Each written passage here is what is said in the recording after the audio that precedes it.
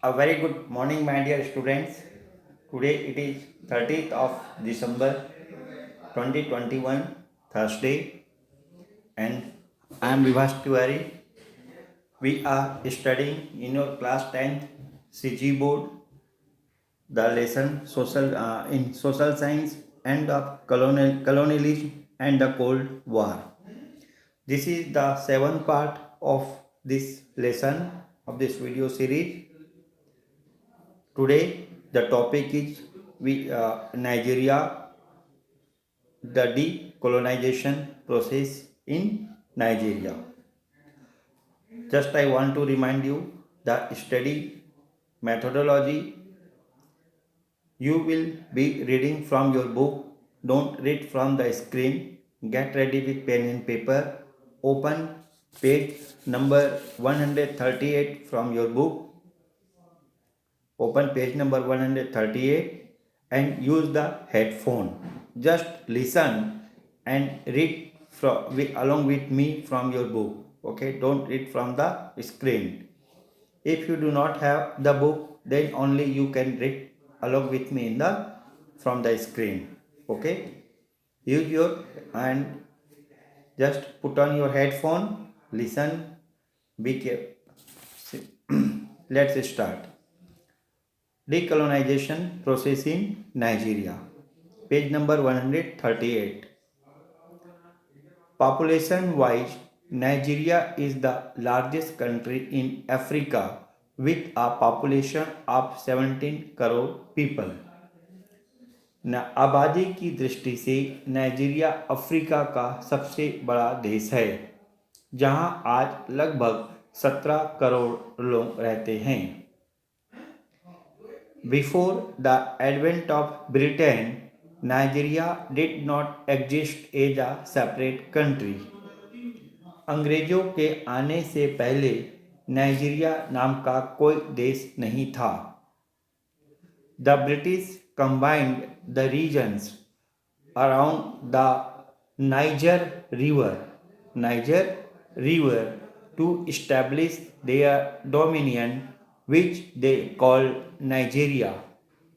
अंग्रेजों ने नाइजर नदी के आसपास के इलाकों को मिलाकर अपना प्रभाव क्षेत्र बनाया, जिसे उन्होंने नाइजीरिया नाम दिया. But they retained direct authority and control only over the coastal regions, allowing the local tribal chieftains to govern the interior regions. Chieftains means कबीले का सरदार. क्या हुआ, उन्होंने केवल तटीय इलाकों पर अपना सीधा शासन रखा और अंदरूनी इलाकों पर वहां के स्थानीय मुखियाओं को शासन करने दिया. The northern part of Nigeria was dominated by Hausa Fulani tribe, which was Muslim. Nigeria के उत्तरी भागों में हौसा फुलानी लोगों का प्रभाव था, जो मुसलमान थे. The southeastern part was ruled by the Igbo tribe, while the southern part was under the control of the Yoruba tribe. जैसे आपको मैंने कहा कि दक्षिण पूर्वी ईबो जनजाति के अधिकार में था. दक्षिण पूर्वी भाग ईबो जनजाति के अधिकार में था, जबकि दक्षिण पश्चिमी भाग योरुबा जनजाति के प्रभाव में था. The main income of these tribes came from the cultivation of palm oil, cotton and other commercial crops. इन कबीलों के आय का प्रमुख साधन था पाम तेल, कपास आदि व्यापारिक फसलों का उत्पादन. After oil was discovered in the coastal areas, these mineral resources became the main revenue earner for the country. तटीय क्षेत्र में खनिज तेल की खोज हुई और यह नाइजीरिया के आय का प्रमुख स्रोत है। The first stirring of nationalism in Nigeria arose among the coastal people who espoused the cause of a wider African nationalism and wanted to unify the three tribal regions into a single nation. Nigeria में राष्ट्रवाद तटीय इलाकों के शिक्षित लोगों द्वारा प्रारंभ किया गया।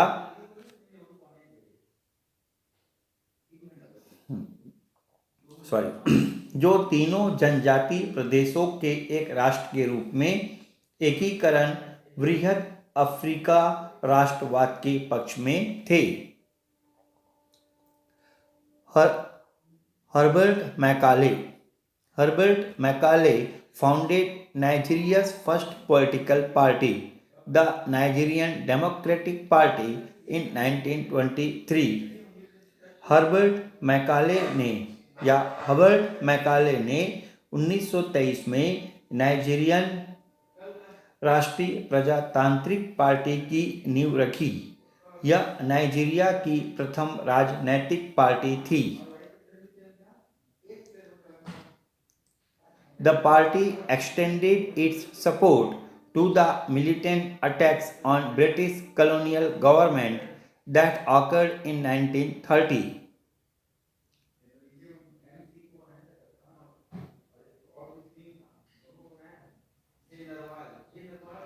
1930 के समय मैकाले ने ब्रिटिश उपनिवेशी सरकार पर उग्रवादी हमलों का भी समर्थन किया। In 1936, Nnamdi Azikiwe. In 1936, Nnamdi Azikiwe led the foundation of the Nigerian Youth Movement. nnamdi Azikiwe ने 1936 में नाइजीरिया युवा आंदोलन की नींव रखी। He wanted to unify all the tribes residing in the region under a single Nigerian identity. वे चाहते थे कि एक समग्र नाइजीरियन की पहचान बने और सभी जनजातियां उसमें भाग ले। After the Second World War, Nigerian nationalism began to assert itself, the pillars of the movement being the workers' organizations and the soldiers who had served under the British during the war and were now returning home. Nigerian राष्ट्रवाद द्वितीय विश्व युद्ध के पश्चात प्रभावशाली बना। इस आंदोलन के आधार स्तंभ थे मजदूर संगठन और वे सैनिक जो द्वितीय विश्व युद्ध में ब्रिटेन के पक्ष में लड़े और युद्ध के बाद लौट आए थे। In 1945, the labor movement declared a national general strike. 1945 में मजदूर संगठनों ने राष्ट्रीय सार्वजनिक हड़ताल का आयोजन किया। The Nigerian nationalists had to confront two challenges. Nigerian राष्ट्रवादियों के समक्ष दो काम थे। First was to fight against colonial rule and second was to unite the many often antagonistic tribes and clans. एक उपनिवेशी शासकों से लड़ाई और दूसरा विविध और विरोधी जाति दलों को जोड़ना। The nationalist movement was stronger in the south of the country than in the north, which created a north-south divide. राष्ट्रीय आंदोलन उत्तर की अपेक्षा दक्षिण में ज़्यादा शक्तिशाली था और इससे उत्तर दक्षिण भागों के बीच एक दूरी बनी। Even within the south, tension and even clashes continue to prevail between the Igbo and Yoruba tribes. दक्षिण में भी योरुबा और इबो के बीच तनाव और टकराव बना रहा। Thus, the nationalist movement in these three regions was led by regional parties until 1950. 1950 तक इन तीनों क्षेत्रीय दलों में क्षेत्रीय पार्टियों के नेतृत्व में आंदोलन चल रहे थे। They included the Northern People's Congress in the north, the National Council for Nigeria and Cameroon in the east, and the Action Group in the south. ये क्षेत्रीय पार्टियां थी। उत्तर में रूढ़िवादी नॉर्दर्न पीपुल्स कांग्रेस, पूर्व में the National Council for Nigeria and Cameroon और पश्चिम में the Action Group. Freedom and weak democracy, स्वतंत्रता और निर्बल प्रजातंत्र। Aware of the growing non violent democratic nationalist movement, the British decided to grant independence to Nigeria, with each of its constituent regions having self-rule. राष्ट्रवाद की लहर को ध्यान में रखते हुए अंग्रेजों ने नाइजीरिया को स्वतंत्रता देने का निश्चय किया और तीनों क्षेत्रों को स्वायत्तता प्रदान की। Nigeria gained independence on October 1, 1963, with Nnamdi Azikiwe as the president. 1 अक्टूबर 1963 को नाइजीरिया स्वतंत्र हो गया और न्नामदी आज़िकिवे राष्ट्रपति बने।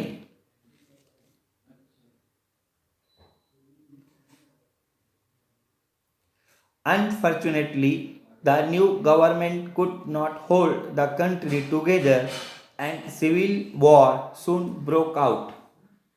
दुर्भाग्य से नई व्यवस्था में न्याय संगत और प्रजातांत्रिक संतुलन नहीं बन सका और शीघ्र ही नाइजीरिया गृह युद्ध और सैन्य शासन में फंस गया। In 1966, military rule was established, with Azikiwe and many of his associates being killed. 1966 में सैनिक शासन स्थापित हुआ और अज़िकिवे और उनके कई सहयोगियों को मार डाला गया। The North gained dominance during the military regime and established its authority in Nigerian politics.